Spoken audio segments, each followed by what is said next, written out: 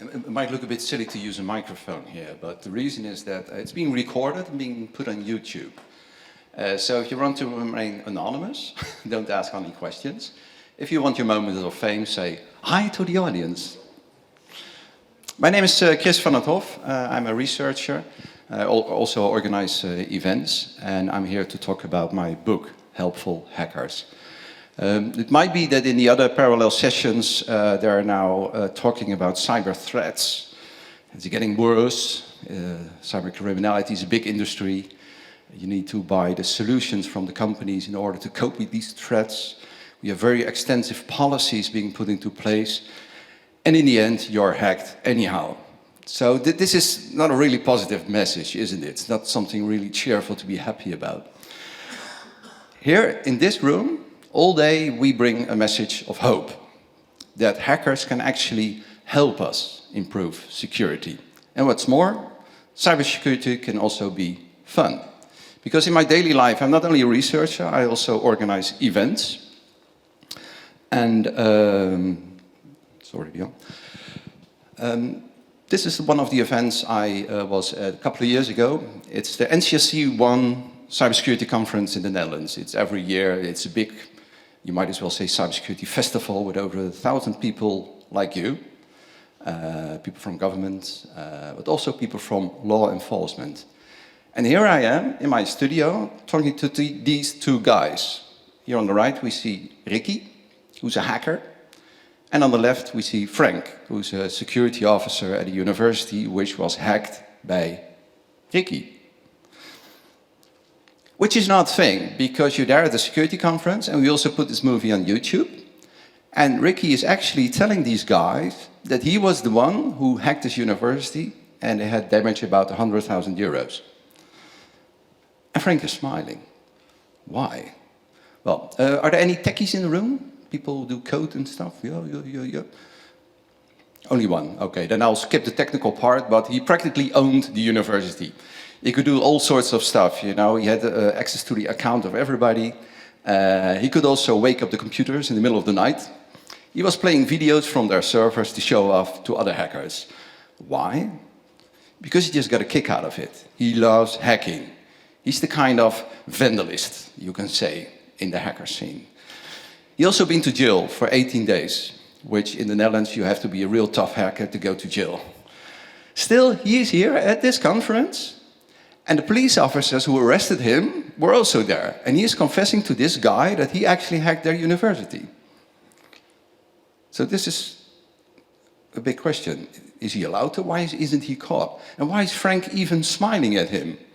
Well, this incident tells you how we cope with hackers in the Netherlands. Well, the reason why Frank was smiling, he said, well, the 100,000 euro damage, that was just neglected maintenance. And as a security officer, he finally got his budgets right in order to fix the university. And Ricky, after he's since been to jail, has been a very important advisor to the Dutch police. He solved many big botnets. He discovered criminal gangs who were dealing with these data. He's now actually a vandalist hacker who turned to the good side. He's helping us out. And we gave him a chance in order to do so. And I'm sure that if he was caught in the US, he would still be in jail. This is how we cope with hackers in the Netherlands. Let me introduce you to another type of hacker. And they're all in the book. I'm telling you the stories about the hackers and the people who have been hacked. Here we have academic hackers. In the back, we see Professor Jacobs. And this is his digital security group. These guys have been working for over a year to crack the public transport card. And if I understood correctly from Baiba over here, that in Netherlands the public transport card was also a hacker target and big controversy in the media. And I know most countries in the world also had their public transport cards hacked. Why did these guys do it? Well, it was an academic challenge to them.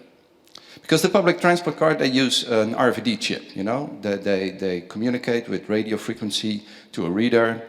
A whole bunch of codes goes back and forth, and of course it's encrypted with an algorithm, or else everybody could just fake these cards. What these guys did, they bought a bunch of cards, they bought a reader, checked in, check out, check in, check out, and reverse engineered the algorithm. They checked in and out so many times that they could see that the actual calculation being put on the data wasn't really random. There were patterns in it. And from this pattern, they could read the algorithm. Why? Not because they want to fare Dutch, to want to have a free public transport card, but they just wanted to solve the puzzle. And more, if they could solve the puzzle, criminal hackers could do this too. So they want to use this as a warning. And what's more, the chip which was inside the public transport card, the MyFare Classic, was also used in access cards in many governmental buildings, as payment systems in other organizations. NXP, the company who fabricated the chip, had sold by then more than over 1 billion of these chips worldwide. So what these academics wanted to do is write a paper about it. So the rest of the world could know how vulnerable this chip is and fix it. You can imagine the company NXP wasn't too happy with that. You know, they sold this project over 1 billion times, and these academics prove that it's vulnerable. They said, well, you take half a year in order to fix it, then we'll publish our paper at a very big, important cybersecurity conference. NXP couldn't wait for that. They took these academics to court. And the court ruled that if you publish this paper, you get a fine of over 1 million. If you publish this, that is about the damage you're making doing this. The university didn't go along with that. They said, well, we are going into this fight, we get a good lawyer. And the lawyer said, well, these guys are actually doing responsible disclosure. And this was the first time the term was framed in the Netherlands, responsible disclosure. We're now talking 2008. And responsible disclosure means that you find a vulnerability in a software, in a system, and you disclose it in a responsible way, which means that you first inform the owner of the system, give them time to fix it, and then you disclose it to a broader audience using the system so they can fix it too. So they first went to the government. They said, well, you're using these cards to access your buildings. The Dutch security services, they also performed tests on their hack. And they said, well, yeah, it's a genuine hack. You can actually hack this. Then they went to the companies who used the cards, and so forth, and so forth, and so forth. The judge ruled in the end that this company who brings out these chips, which are basically insecure, which is proven, it's their own fault. They're jeopardizing the audience using this chip. So these academics, they can proceed with producing their paper. And in this case, a very fundamental right for humanity was the basis for this judgment. And that's the freedom of speech. Freedom of speech is also based on the freedom of gathering information for the common good. And the judge ruled that these hackers are not only hacking this, are not just hacking this system for their own good, but for the common good. So thereby, in 2008, the first case law was established in the Netherlands that you are allowed to hack. You're actually breaking the law slightly, but for a greater good, which is improving security. So these hackers, they got a bit enthusiastic. So the next target was this, cars, car logs, to be precisely. If you have this car log, it's a physical key, but inside these more expensive cars, like Lamborghini, Porsche, Audi, they also use the same technology as the over-chip card, RFID chips. So there's a little chip inside the key, there's a reader inside the lock, and they also communicate whether the key is genuine or not. They performed the same trick. They just bought one of these keys and one of these locks, and checked in, checked out, turned in keys several times to reverse engineer the algorithm inside, making the calculations on the data to encrypt them. And of course, again, they found the key to decrypt the algorithm. And again, they wanted to publish about it. And again, they were taken to court. But there was a slight difference. Volkswagen, who took them to court, not took them to court in the Netherlands, but in the UK. And in the UK, the law is also that you're not allowed to hack, but they weren't aware of responsible disclosure. Actually, they were saying, well, you are enabling car thieves to steal cars if you unlock these locks. And even though they took the same procedure, they give the owner of the lock who made it half a year time to fix this vulnerability. And then they will publish it about it to warn the world about these locks to improve them. Judge Bryn in the UK didn't go along with that. He literally said in court, there is no such thing as responsible disclosure. Probably also helped by the expensive lawyers. Volkswagen got along with the process. And as you know, Volkswagen, they are a very reliable company. So thereby, it's not only this case with these lungs and these academics, but that's how law works, right? If the law isn't clear, if you're allowed to hack for the common good, then it's based on case law. You know, you have to refer to former cases in order to establish whether something is allowed or not. So if you are an ethical hacker, do it in the Netherlands, not in the UK. That's my advice to you. Here we have a very different type of hacker. You might as well call him the accidental hacker. Henk is his name. He's a politician and a journalist. He doesn't know anything about computers. But one of the members of his political party was visiting his psychiatrist. And he saw a psychiatrist logging in on his computer, and he put just the password and a sticker note on the computer, and it said 1, 2, 3, 4, 5. The psychiatrist was logging into what they call the cyber lab, and that's where you get the test results of his patients. You know, the test results on blood samples, their urine, to see whether people use drugs, drink a lot, have sexually transmitted diseases. All that kind of information is in there about thousands of people. So this colleague of Henk went to Henk and said, well, you know what I found? This is really remarkable. You can just log in and see the patient data of all these people. And Henk said, well, this is extraordinary. So he looked in, looked at a couple of people he knew, some ex-boyfriends probably, and some famous people. Well, also himself, he wasn't in there, luckily. And then he printed out some of these patient files and blurred them, like this.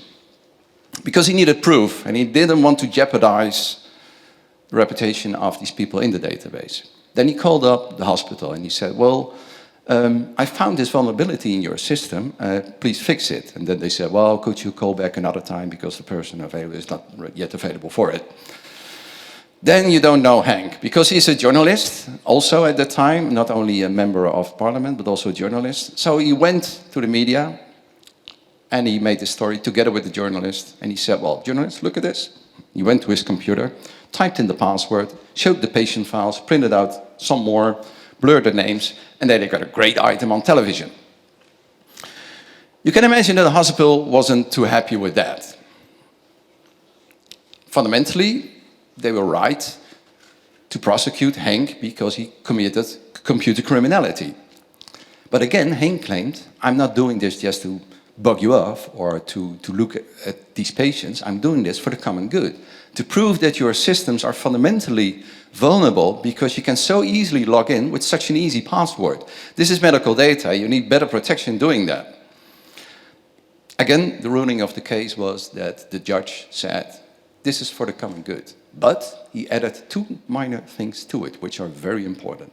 He said, yes, you're doing this for the common good, but couldn't you do this in a more elegant way? And then they introduced the criteria of subsidiarity. Couldn't you achieve the same goal with less severe means? I mean, you downloaded these files, okay, you anonymized them, but you immediately went to the media and jeopardizing these people. Moreover, you didn't just look up one name, you looked up several names. And you also have these journalists join you in looking at these names. So therefore, we are going to prosecute you. So the original claim was that Henk was supposed to pay 80,000 euros to the hospital and also a big fine to all the patients being jeopardized. In the end, it was 750 euros he had to pay. But it's a big symbolism. So the hospital was damaged, Henk's reputation was damaged, but we had a big debate in the Netherlands about how you secure patient data, not just by a single password. Use two-factor authentication. Check these processes that people don't use too easy passwords. So we learned a lot from it. Even though Henk wasn't a hacker, he did help. And again, we have case law, second case. Here's Henk hearing his verdict. Third case in the Netherlands, again a hospital, because we have sensitive data there, we have IT systems which are mostly, well, very old and don't work that well, but because, well, we just work. I put the logo on here, and even though the phrase is in Dutch, I still put it on there because it's quite funny. It said, Groene Hart ziekenhuis open voor iedereen, which means Green Heart Hospital open to everybody. So one of their patients thought, well, let me see if it's open for me too. So for the techie guys, I just do a little bit of hacker jargon now. Use the scanner Nessus to scan the whole network. He found an FTP server on which he can perform a buffer overflow. Well, if you do that, the server crashes normally. But if you do it properly, it just opens up and he says, please log in, state your username and password, and you can create a new one or a sealed ones. And he did find an old password, which was Green 2000, which says something about the age of the system, of course. He logged in and he saw a whole lot of patient files. He downloaded two. One was actually an Excel file with 500,000 names, date of birth, addresses, that kind of stuff, so no medical data. And two scans from the Röntgen department, which was a hard scan. Not very sensitive data, but good proof. So he went to a journalist. The journalist wrote about it. There was a big riot in the media, and again the hospital filed charges. Not because of the Excel file, but the hospital found out that there was actually 7.5 gigabits of patient files being downloaded, of 14,000 patients. The hacker claimed it wasn't him. The hospital did.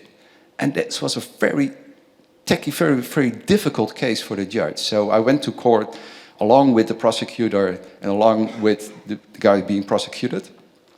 And the judge actually had a whole discussion with this hacker about malware he placed and the log files used, and the police was there. And in the end, they said, well, okay, we can't prove you downloaded the 7.5 gigabits in this vulnerable system. Again, yes, your motives are probably the societal need to improve the security of these systems. But again, these two criteria, the subsidiarity and the proportionality. Couldn't you do the same thing with less severe means? You know, you actually hacked a server. You made it crash. You even installed a piece of malware in order to retrieve the data. And then the judge said, well, it was a very old server, and the vulnerabilities of the server were already known for ages. So yes, you actually did this in a good way. Then the proportionality.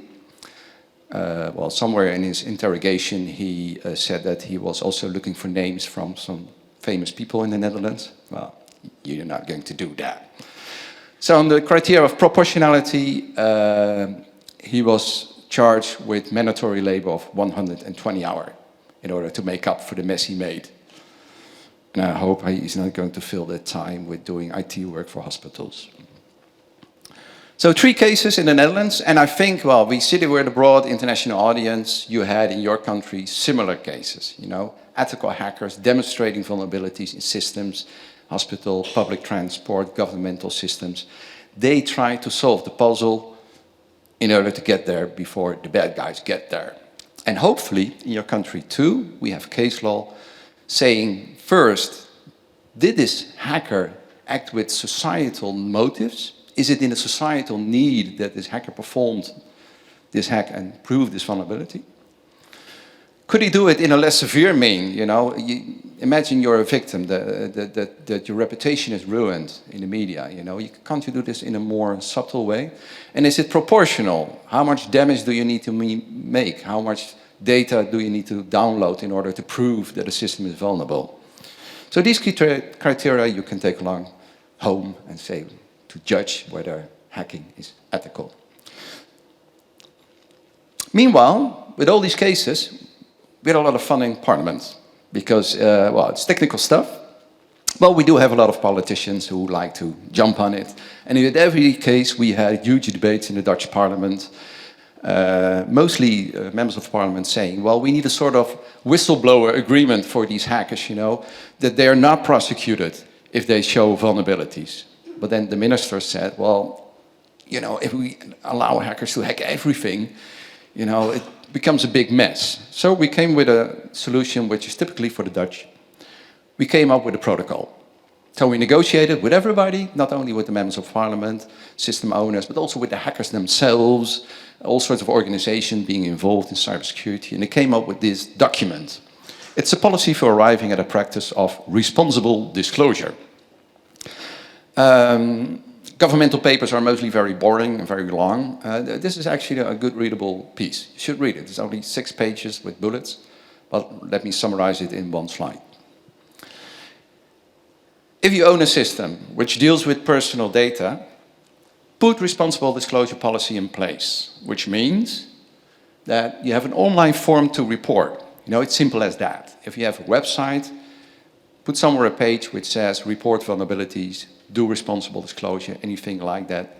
With an email address which says, well, email your findings to us, preferably use some encryption or a PGP key. Take care of capacity to act. And that's the most tricky part, because if you have an email address where hackers mail your vulnerabilities to, you need people in the back responding accordingly. You know, I see a lot of organizations say, yeah, let's do responsible disclosure. Then we now have a web page and they can report to us. And then there's somebody sitting behind this email address, well, what the hell is this? You know, it comes from Pakistan and I can't read it and it says blah, blah, blah, blah, blah. Let's send it over to IT. And at IT there's somebody saying, well, yeah, we're busy now in the middle of a migration process, in 3 months' time it will be solved.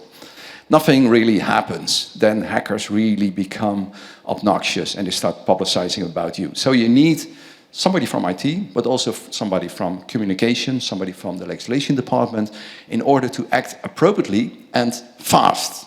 Send these hackers a confirmation. Thank you for your report. It takes us 10 days in order to come back to you. Report on the progress. Also, inform the community, because mostly if hackers find a vulnerability with you, it's not only you. It might be your service provider. It might be a software package you're using. It might be a partner working along with you. It might be a communication office which just planted a new video on your website. A vulnerability for you is mostly vulnerability from somebody else being introduced in your system. So involve other people in there. And yes, tell them we decline legal action to you. We're not going to prosecute you. And finally, some credits to give. You don't have to give them money. Some organizations provide bug bounties, especially if you develop software yourself, which is a way to outmarket the criminals. But if you're using systems from others, mostly a t-shirt or a trophy would do. You know, the only thing these ethical hackers need is a little bit of credits. You know, show gratitude. Best thing you can do is put up a wall of fame. So you have a page somewhere on your website saying, we thank these hackers for solving our vulnerabilities. That's it. Then you can demand from the hacker side that they do it appropriately. You know, put on your responsible disclosure page some rules of engagement, as you will. Do no harm, in general. Do not wait too long to report the vulnerability, because if you found it, others might be finding it too. So be fast to respond. Do not report to others. I mean, some hackers think, well, is this a real vulnerability? Let's just throw it on Pastebin or Twitter if somebody else found it. Well, please don't. You know, you're just making the organization more vulnerable. Social engineering, you know, you might call, if you call the reception and say, I work there, could you reset my password? Well, then you're a really stupid organization. But with social engineering, you can enter everywhere, even here. You can act as if you are a presenter, you wrote a book, and meanwhile, see all the passwords of the library. Yes, I did. But that's too easy, you know. That's not real vulnerability. That's organizational failure. Build backdoors once you're in. Some hackers do that to enter through the back. Well, it sounds for itself. You don't do that. Use data, don't download too much data, and do not change the whole system. These are the rules of engagement which are increasingly used in organizations in the Netherlands. Banks have been doing it, the telcos have been doing it. All the ministries, they have these pages up. Most of the municipalities are now also following suit. We have literally thousands of organizations in the Netherlands following responsible disclosure. Most of the hacks performed are being dealt with behind screens and are not in the media. So I hope at your organization, your country, later on, Baiba Kaskin will inform us on responsible disclosure in Latvia. The Swedbank will also inform how Swedbank is coping with responsibility. And it's a good story, you know. These hackers, they just love solving puzzles. They help you for free, so be open for it. So you probably also already sense, I'm pretty proud as a Dutchman that the Netherlands was, well, actually doing good in responsible disclosure. So you might have missed it, but half a year ago we were chairing the European Union, and being the chair of the European Union, we also put responsible disclosure high on the agenda. Here we have the high-level EU meeting, which was on 24th of March this year. I see some faces of the people who also been there in Amsterdam. You were there, I guess? Yes. Some other people were there in Amsterdam, 24th? No? Okay. We had a conference like this, a lot of sessions, a lot of things on stage, and to have all these organizations say, yeah, responsible disclosure is a good thing, to put their money where their mouth is, they signed the Coordinated Vulnerability Disclosure Manifesto. 30 organizations here. You might recognize Jay Jabaloo, who's now on stage in the main hall, talking about crypto, great lady, the CISO, the Chief Information Security Officer of KPN. We see a couple of banks standing there, a couple of telcos, all putting their signature on a manifesto saying, we together coordinate the disclosure of vulnerabilities. Because if a hacker finds a vulnerability, it's probably not only in our system, we need to share this knowledge in order to make the internet safer together. There's no money involved, there's no legislation involved, it's just a document saying we are going to do this together. So it's a message of hope. One of the organizations putting their signature here is Eneco, which is a large Dutch energy company. And they have a lot of intelligent systems running, smart grids, and they also have a smart thermostat. You know, the thing in the device. We're in the hotel, the thermostat there is not really that smart because we tried to lower the temperature and it didn't really work. More and more energy companies are delivering a device to you which is, well, more like a smartphone or tablet, managing the energy in your home. The last thing this company wants is that it's being hacked, of course. I don't know if you saw the last episode of Mr. Robot, but there was this woman in our house who was a target, and a hacker hacked her smart thermostat. So not only the temperature went up, but the lights went down and the sirens went off. You know, the smart home turned against her. That's what hackers can do. So Eneco continuously has pen test companies who test this device, but also want to draw on the broader community. So therefore, they also implemented responsible disclosure policy. I was already talking with them, helping them out, putting responsible disclosure in place. And I said, what is your biggest fear? And I said, well, that a hacker hacks our tone. And that's what they call their smart thermostat, the tone. And I said, well, yeah, just have some fun, you know. We organize an event. We just ask any hacker who can come. They can come anonymous, and they hack the tone. And we make it into a big talk show and stuff with music and drinks, and we have a lot of fun, and we call it Game of Tones. I don't know if you know the series, Game of Thrones, but the Chief Information Security over there was a big fan of Game of Thrones. And she said, yeah, let's do that. So 2 weeks ago, we had this event, Game of Tones. This is the tone. And we already hacked it, put this information in there, which is actually the invitation to our event. In the talk show, we had about 160 people attending it. But the most important thing was that during the day, we had 10 teams of 4 hackers each, so 40 hackers, with a very diverse background. You know, we had some academics, we had small pen test companies, we even had some guys from government, a self-organized group, all sorts of bright minds, putting all their forces one day on this smart device. And here are the winners. Here we have a team from a high school, and they performed the most techie hack.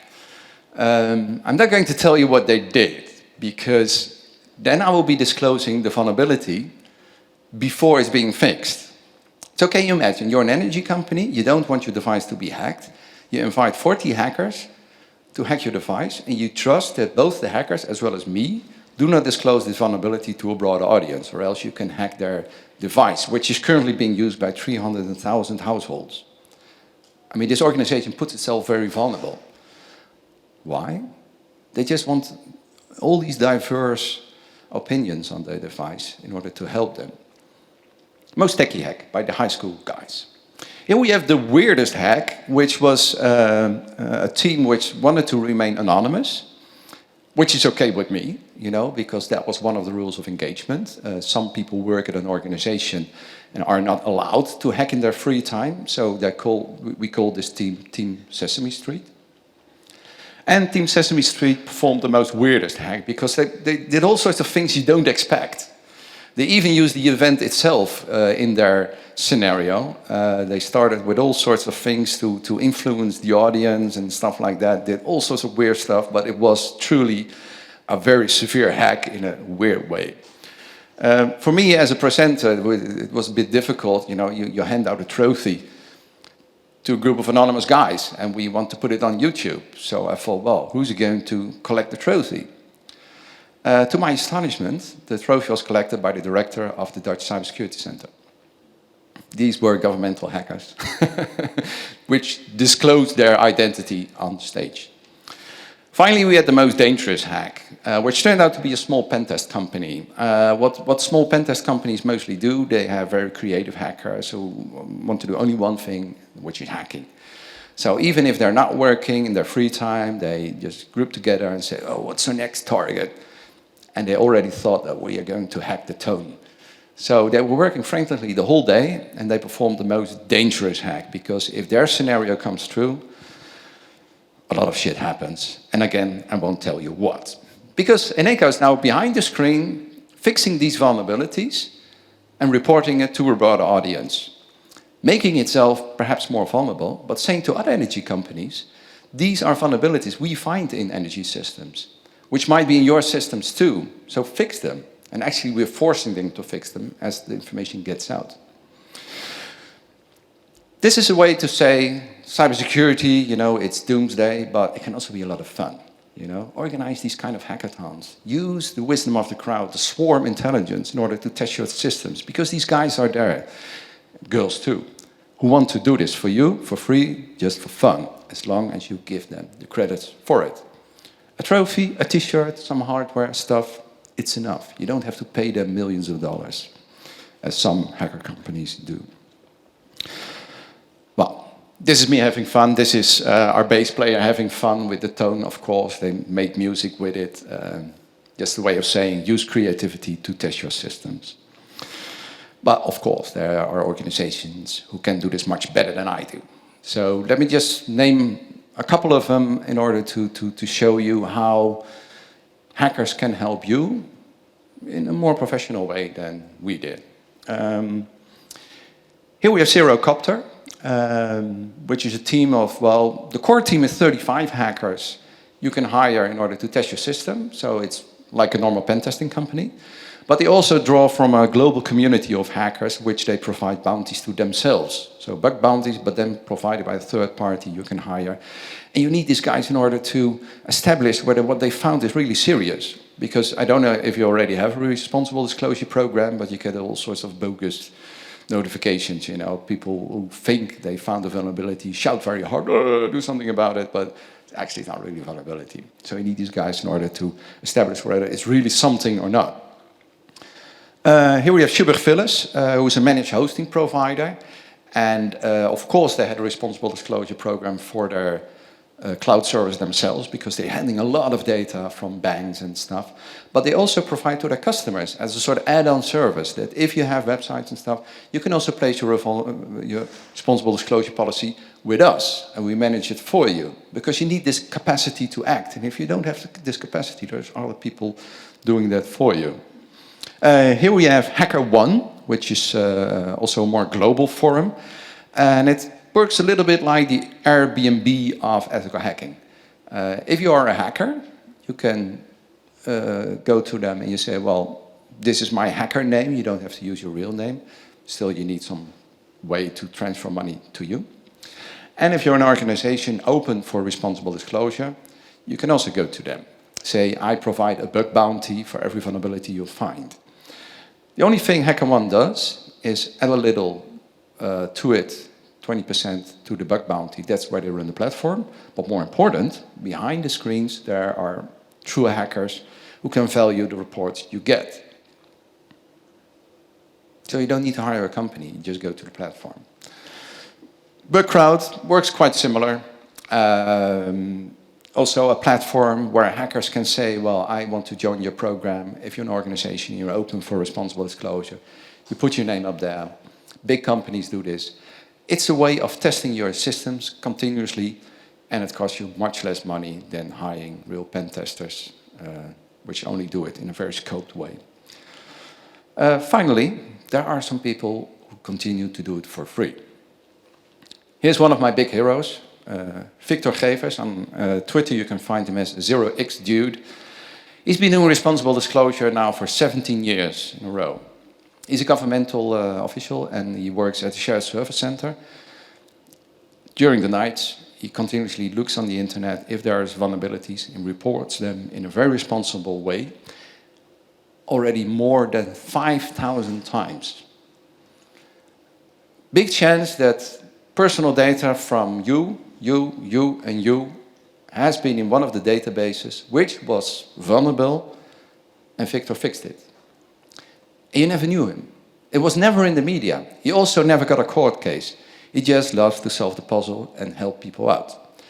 So he now set up a foundation, GDI, the Global Defense of the Internet. The next speaker will talk more about global defense of the Internet because Vincent Toms is here and he will talk about this foundation too.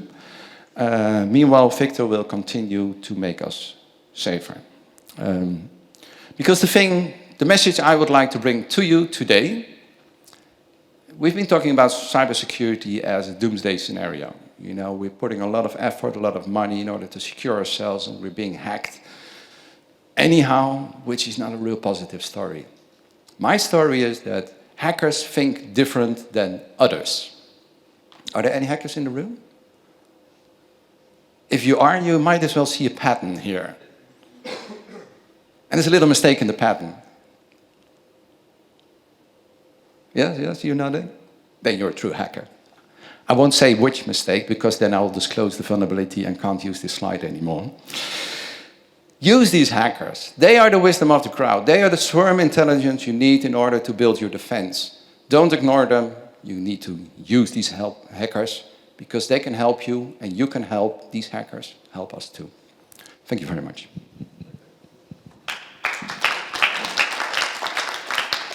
Let me see if there's still some time for questions. No, it's up for the next speaker, so sorry for that.